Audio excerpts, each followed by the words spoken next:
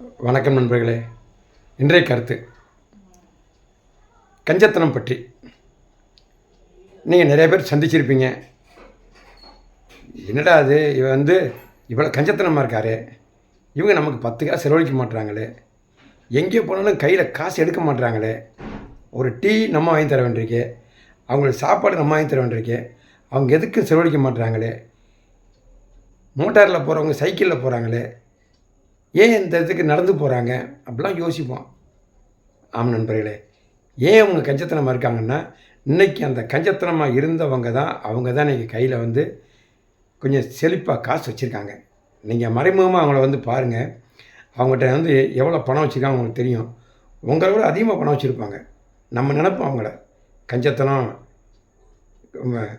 அவர் காசு எடுக்க மாட்டாங்க, செலவழிக்க மாட்டாங்க நினைப்போம். ஆனால் அவங்க தான் இன்றைக்கி ஓரளவுக்கு கையில் காசோட மற்றவங்க மத்தியில் எந்த விதத்துலையும் அவங்க குறைஞ்சால இருக்க மாட்டாங்க. நம்ம கூட செலவழிக்கலை தவிர மற்றபடி அவங்க கையில் எப்பவும் பணம் இருக்கும்.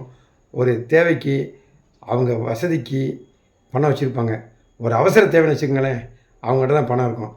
அவங்க யார்கிட்டையும் போய் கடனே வாங்க மாட்டாங்க. ஆனால் அந்த கஞ்சத்தனம் இல்லாதவங்க பாருங்கள், ஒரு அவசர தேவைக்கு போய் வெளியே யார்கிட்டையாவது கடன் வாங்க வேண்டியிருக்கும், இல்லை சொந்தக்காரங்களை வாங்க வேண்டியிருக்கும். ஆம் நண்பர்களே, கஞ்சத்தனம் என்பது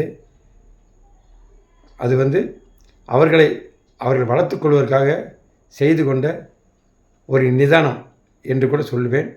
இந்த வீடியோ பிடிச்சிருந்துச்சின்னா லைக் பண்ணுங்கள், ஷேர் பண்ணுங்கள், கமெண்ட் பண்ணுங்கள், சப்ஸ்கிரைப் பண்ணுங்கள். நன்றி.